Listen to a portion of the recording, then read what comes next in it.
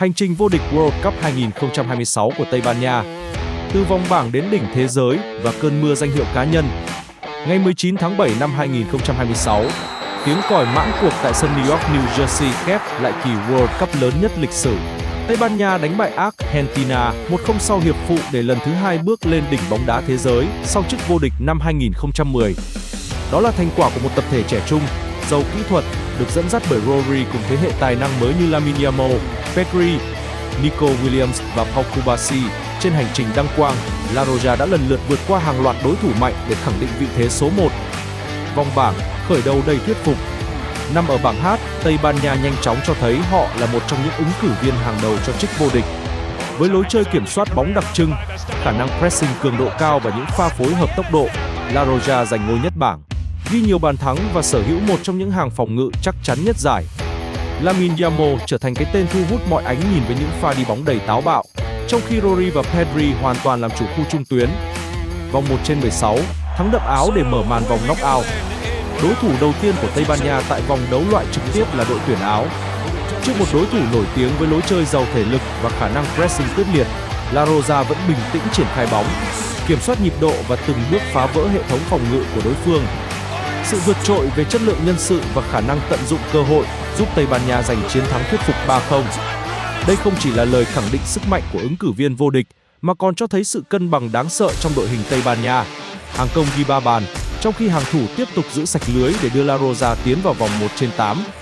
Vòng 1/8, đánh bại Bồ Đào Nha trong trận Derby Area. Không còn là một trận đấu áp đảo như màn đối đầu với Áo.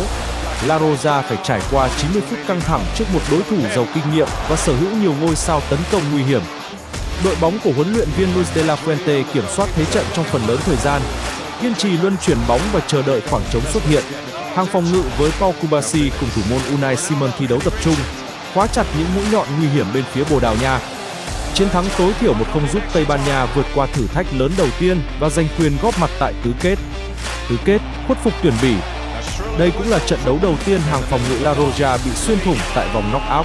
Tuy nhiên, trước sức ép của đối phương, Tây Ban Nha vẫn cho thấy bản lĩnh và sự lạnh lùng của một nhà vô địch. Rodri tiếp tục giữ vai trò điều tiết thế trận, Pedri liên tục mở ra khoảng trống bằng những đường chuyền sắc bén, còn hàng công tận dụng tốt các cơ hội quan trọng. Chiến thắng 2-1 đưa Tây Ban Nha vào bán kết, đồng thời chứng minh đội bóng này không chỉ biết áp đảo đối thủ mà còn đủ bản lĩnh để vượt qua những thời điểm khó khăn. Bán kết hạ gục tuyển Pháp. Trận bán kết được xem là màn so tài giữa hai ứng viên nặng ký nhất cho chức vô địch. Đối đầu với hàng công sở hữu Kylian Mbappé và Ousmane Dembélé, Tây Ban Nha vẫn thi đấu đầy tự tin. Rodri tiếp tục chứng minh vì sao anh được xem là tiền vệ phòng ngự hay nhất thế giới, trong khi hàng thủ hóa giải thành công những pha phản công tốc độ của tuyển Pháp. Chiến thắng 2-0 giúp Tây Ban Nha giành quyền vào chung kết một cách đầy thuyết phục. Chung kết, hạ cựu vương Argentina để bước lên đỉnh thế giới. Đối thủ cuối cùng của La Roja là Argentina, nhà đương kim vô địch và là đội bóng được dẫn dắt bởi Lionel Messi. Trận chung kết diễn ra đúng với kỳ vọng khi Tây Ban Nha chiếm ưu thế, kiểm soát bóng nhiều hơn và chủ động tổ chức tấn công trong phần lớn thời gian thi đấu chính thức.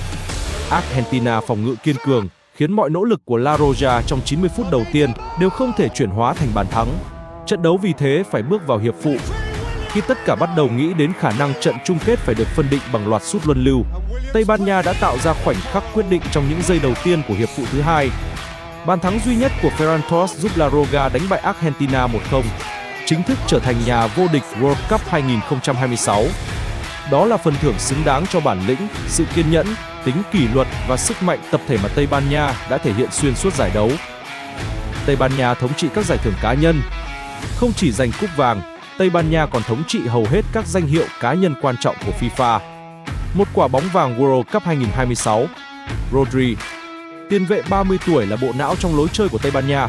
Khả năng điều tiết, thu hồi bóng, phát động tấn công và sự ổn định xuyên suốt giải đấu giúp anh được bình chọn là cầu thủ xuất sắc nhất World Cup. 2 găng tay vàng, Unai Simon. Thủ thành của Athletic Bilbao có hàng loạt pha cứu thua quan trọng, đặc biệt ở các trận đấu loại trực tiếp, góp công lớn giúp Tây Ban Nha trở thành đội sở hữu một trong những hàng thủ chắc chắn nhất giải. 3 cầu thủ trẻ xuất sắc nhất. Pau Cubarsí, ở tuổi còn rất trẻ, trung vệ của Barcelona thi đấu đầy chững chạc, liên tục khóa chặt các tiền đạo hàng đầu thế giới và trở thành phát hiện lớn nhất của World Cup 2026. Những cột mốc đáng nhớ. Tây Ban Nha lần thứ 2 vô địch World Cup sau chức vô địch năm 2010. La Roja vượt qua 4 đối thủ mạnh ở vòng knock-out gồm Bồ Đào Nha, Bỉ, Pháp và cuối cùng là Argentina. Hàng phòng ngự của Tây Ban Nha là một trong những hàng thủ hiệu quả nhất giải và chỉ để thủng lưới duy nhất một trái. Rory trở thành thủ lĩnh đưa thế hệ vàng mới của bóng đá Tây Ban Nha lên đỉnh thế giới. Lamine Yamal, Pedri, Nico Williams và Pau Cubarsí khẳng định một thế hệ trẻ đầy tương lai chói sáng, mở ra một kỷ nguyên mới cho La Roja. Một triều đại mới của bóng đá thế giới. Tây Ban Nha không chỉ trở lại đỉnh thế giới, họ còn mở ra một chương mới đầy hứa hẹn cho lịch sử bóng đá nước nhà.